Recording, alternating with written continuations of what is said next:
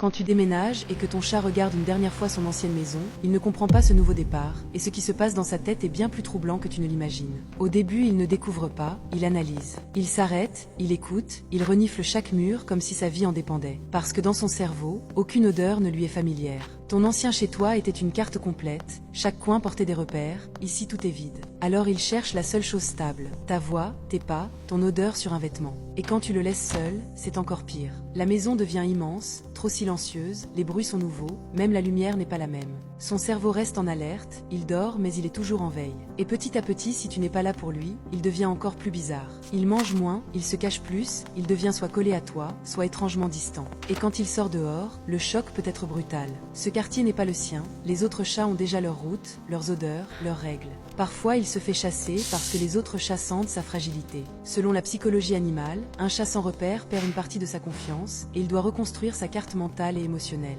Et c'est là que tout bascule, parce que le jour où tu vas le voir se poser au même endroit, dormir plus profondément, alors tu comprendras que sa transition mentale est finie et qu'il est enfin apaisé.